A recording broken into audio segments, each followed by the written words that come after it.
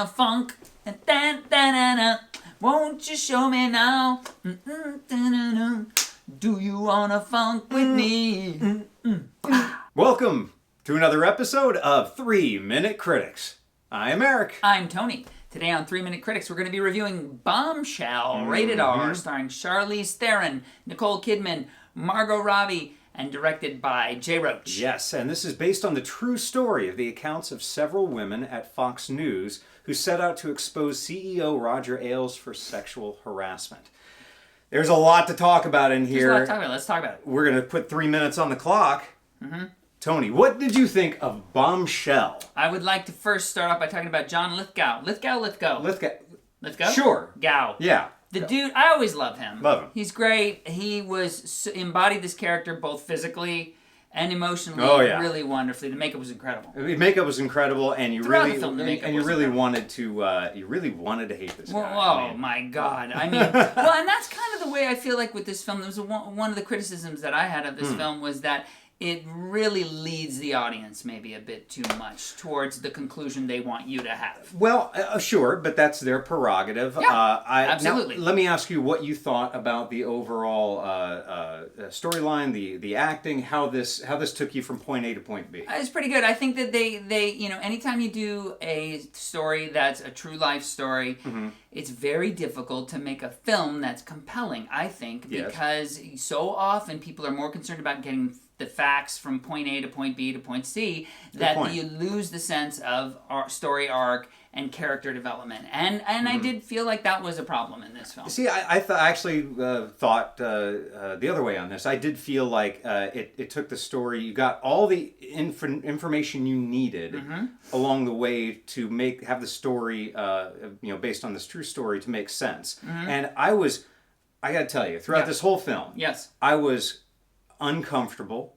I was horrified. I was tense all the time, and I'm glad I was, because this subject matter is really important, and the way I think it was portrayed in this movie, Charlize Theron, Nicole Kidman, Margot Robbie, and let me just tell you, we don't have time to list all the supporting cast. But I'm gonna list one of them, okay? Because my favorite person in the whole film was Kate McKinnon. Kate McKinnon, great.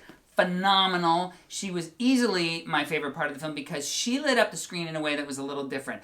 I liked what Charlize Theron was doing. I think she's a brilliant actress, but it becomes a little bit more like an impression than a performance for me often in these types of films. She's still great. I still think she did a really wonderful job, but Kate McKinnon brought something more organic. Of course, she didn't have to do an impression. No, she wasn't trying to be Megyn Kelly. A little easier to do when you're not trying to portray somebody else. Know. But I really think all the cast here, A-list and all of the supporting cast, everybody, in my opinion, just nailed Excellent this. Cast. And they didn't give me too much information. They didn't give me too little. And I felt this to be very thought-provoking. I thought it was shot very well. And I was intrigued the whole time. I really learned a lot about this story, and I thought it was just done. But again, see, it sounds like you're describing a documentary. No, I was entertained by it. You were entertained by it, but does that mean it was a good film? As a narrative? I believe it was. I believe. The horn disagrees with you. The